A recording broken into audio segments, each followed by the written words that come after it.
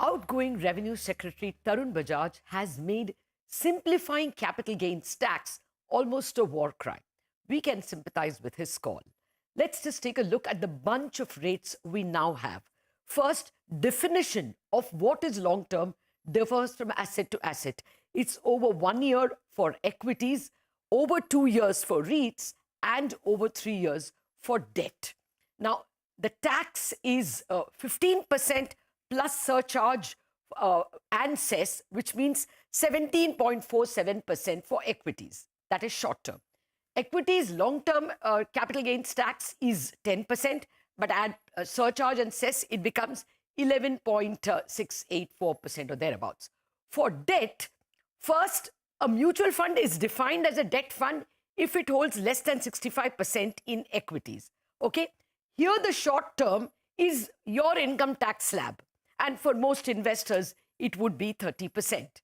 Now, the long-term tax. The long-term tax, remember, in equities, it is 10. But for debt, it is 20% plus surcharge and cess.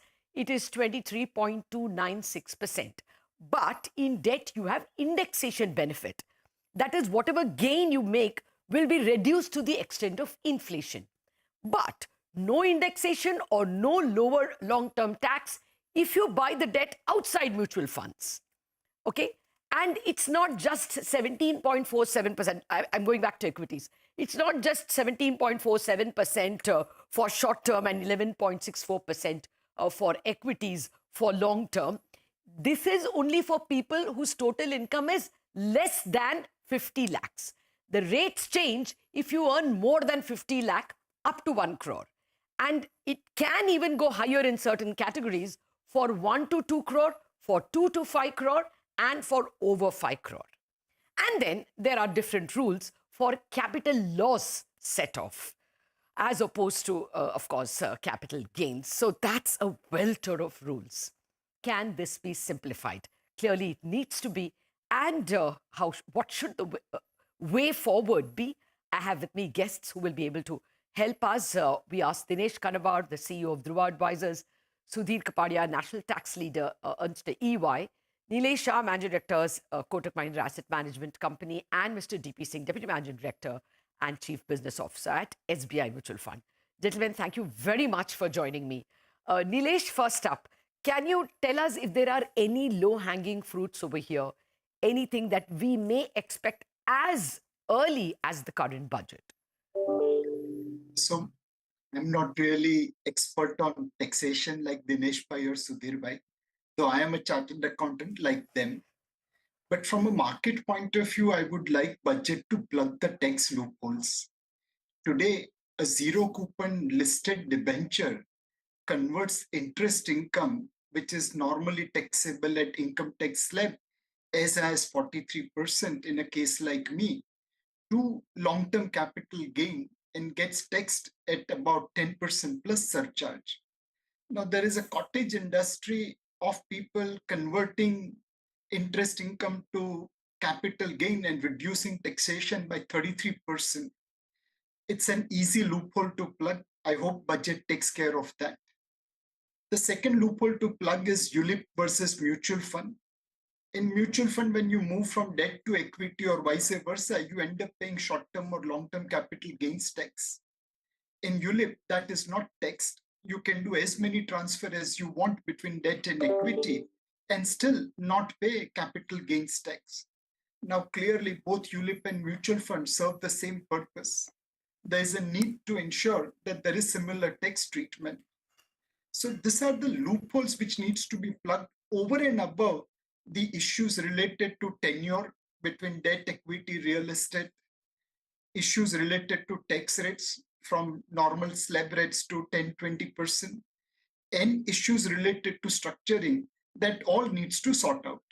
Okay. Got that. Plugging loopholes. I think you mean that they have this market-based debentures, which are structured based on the Nifty's gain or loss, right? I've heard about that cottage industry. Mr. Singh, do you think that the tenure of long-term and short-term for equity and debt could be brought closer? I've heard from policymakers that it may not be good to make it identical, because equity is inherently more risk. But do you think, a long-term LTCG for equities could be made 2 years or debt brought down? Yeah, definitely. If Lata, if we think at when it was brought from 0 to 10%, it was almost 13 years. It was 0%, and it was equities were made 0 to 10%. Now debt was also 1%, 1 year, and it was made 1 year to 3 year. So I think there is a case. There is a case. There could be identical. Somewhere in between, there is a case for making it 20. I mean, up to 2 years. If there are real issues, I think this will sort out a lot of the cases. What when we are talking about, there are so many rates, so many tenures. I think there is definitely a case of bringing them closer and making more uniform than ever before. It's just that if you make equity long term into 2 years, then perhaps the government may be making a little less money. I don't know if that'll. They'll make more money because there will be more short term. So perhaps that's something that can tempt the government. Mr. Kanabar, have I outlined all the slabs, or are there more? In the table you sent me, there was a different rate with STT, with indexation, without STT, with indexation. So it's more complex than I presented, right?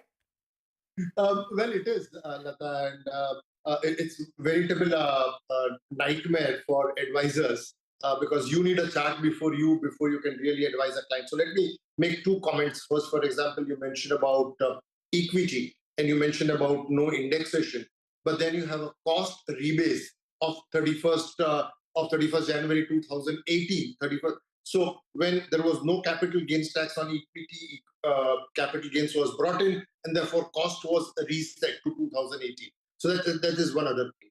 Then if you happen to be a non-resident, then you get currency sort of coverage in a sense that you compute capital gains in the currency of investment, and then of course you do not get indexation, etc. So it is veritable sort of a nightmare looking at each type of taxpayer, each type of instrument, the rate and the period difference.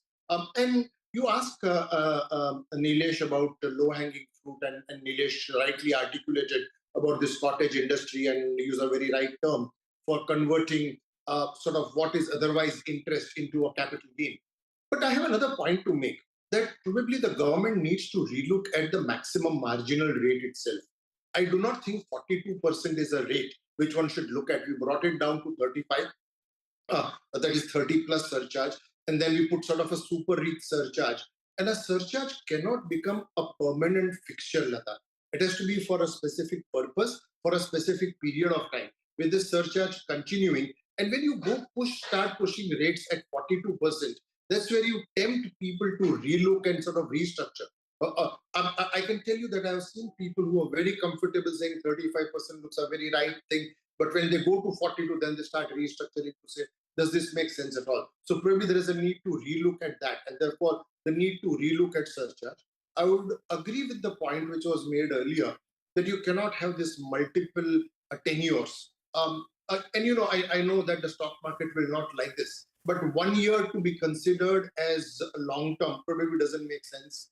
I was hearing the revenue secretary earlier, and he mentioned that last year there was a demand that he heard from the housing industry, where the housing industry wanted a long term to be 1 year, and he looked at somebody in the eyes and said, that can 1 year ever be a long term from a housing perspective? It cannot be. But 1 year cannot be a long term from any perspective whatsoever. Okay, yeah, I mean, this will be music to the ears of the government as well, if short term can be extended to 2 years for equities. Mr. Kapadia, what is your sense? Do you think that there can be some initial announcements in the budget? Because overhauling the whole thing may take a long time. So should we be prepared for something in the budget? So Lata, first of all, compliments to you and Nilesh, being very modest, saying you are not tax experts. But I think, if I may say, you articulated the issues perhaps much better than I can speak for myself. I won't speak for Dinesh. But coming to what can be done. So if I may take a step back, it was alluded to. I think there has been a significant reform already. In the sense, we have amended two significant tax treaties, Mauritius and Singapore. to bring horizontal equity between domestic and foreign investors on capital gains taxation, on especially on equities. Then we have also brought in, as rightly pointed out by Mr. Singh, long-term capital gains tax after a long period. And grandfathering was, some complexity was required because grandfathering was fair. So fairness was also taken care of. So I think I must commend the government for bringing in these two very significant reforms, which previous governments were not willing to bite the bullet. And we have seen, I mean, the figures, and Nilesh will be a better person to say this, but I don't think it has had any deleterious impact on the markets. Now, the part about the reforms, I think the one easy and short, low-hanging fruit, Lata, the point you made, is clearly alignment of the holding period. Because there, I agree with all the comments made. There doesn't seem to be much merit, particularly in real estate holding period for long term being 2 years, debt being 3 years, listed being 1 year, unlisted 2 years, so on and so forth.